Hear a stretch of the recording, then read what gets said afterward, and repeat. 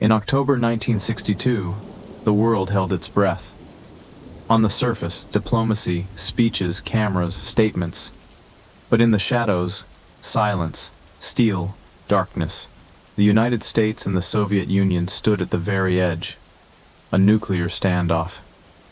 No one knew who would press the button first. Back then, nearly 3 billion people lived on Earth.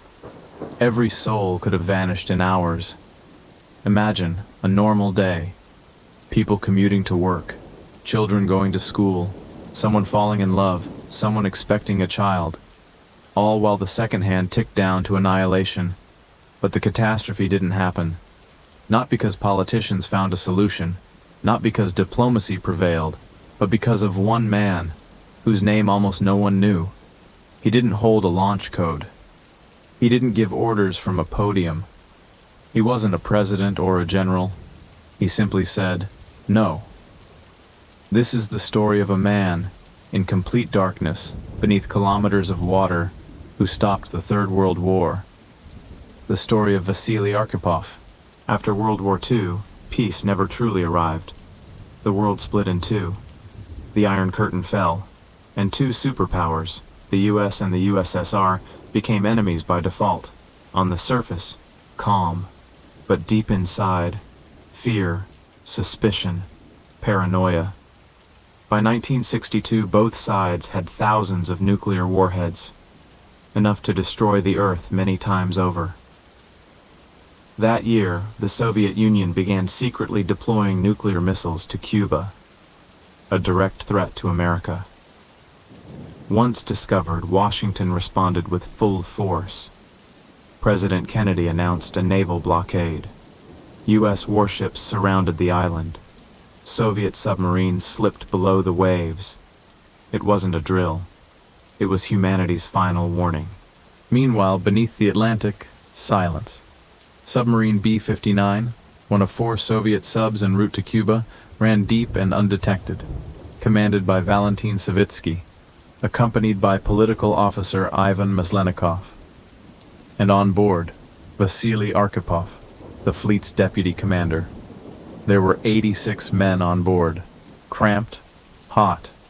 Temperatures soared above 110 degrees Fahrenheit, 45 degrees Celsius. Air was thick. Sleep came in short shifts. Everyone was exhausted. They had no contact with Moscow. Total radio silence. Orders were clear. Remain invisible. But hidden in the belly of the sub was something few even within the crew understood. A nuclear torpedo. The first of its kind deployed on a Soviet submarine. One launch, one strike, and it would mean global war. American forces had no idea the sub carried nuclear arms, but they knew it was there. To force the sub to surface, they dropped practice depth charges, non-lethal, but deafening. Inside B-59, explosions echoed. The crew was certain this was war. Many believed Moscow had already been bombed. In the stifling heat, short on oxygen and long on fear, Captain Savitsky made his call. "Prepare the nuclear torpedo. We're not going to disgrace ourselves. We'll go down, but we'll take them with us." A decision that could have ended human civilization. But there was a catch. To launch the nuclear weapon, all 3 senior officers had to agree. Savitsky agreed. Maslenikov agreed. 2 votes in favor. All eyes turned to the third man, Vasili Arkhipov. He remained calm. He looked them in the eyes and said, "No, we don't have confirmation. We surface. We wait. We think."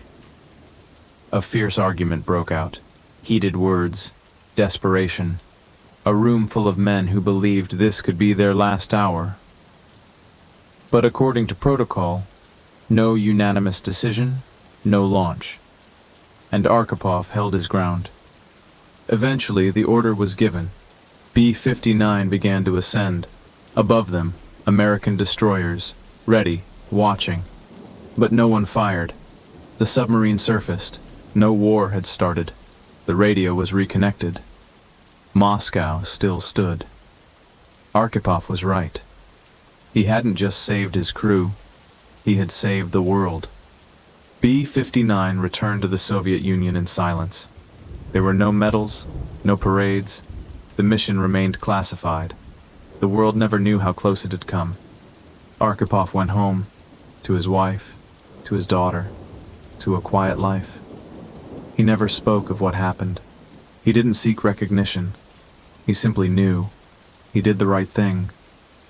It wasn't until decades later that the truth surfaced, that documents were declassified. Historians began to understand. If Archipov had agreed, the US would have retaliated instantly. The USSR would have struck back. There would have been nothing left. Simulations show tens of millions would have died in hours, billions in the aftermath.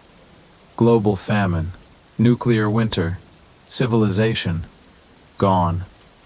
But that didn't happen, because one man said no. Vasili Arkhipov passed away in 1998, quietly, uncelebrated. Only in the 2000s did his story begin to spread. Books, documentaries, articles. The phrase appeared again and again, the man who saved the world. And it wasn't a metaphor. Sometimes heroes don't wear medals. Sometimes they don't make speeches. Sometimes they don't even get remembered. But their choices echo through history. Vasili Arkhipov didn't press a button. He didn't pull a trigger. He stopped others from doing it. And because of that, we're still here.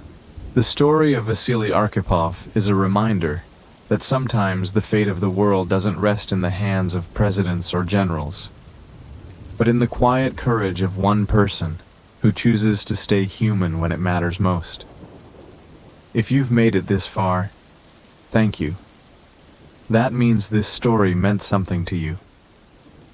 We try not just to share facts, but to tell stories that resonate, that make you feel, that make you think, that reveal the hidden corners of our shared past.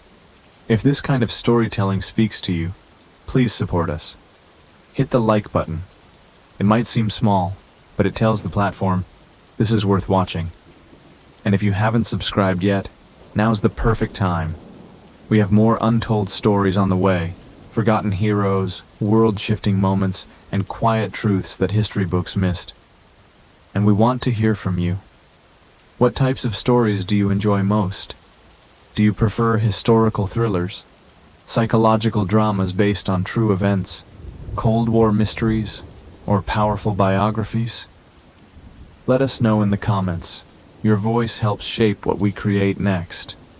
Thank you for watching. And thank you for remembering the people history almost forgot. See you in the next story.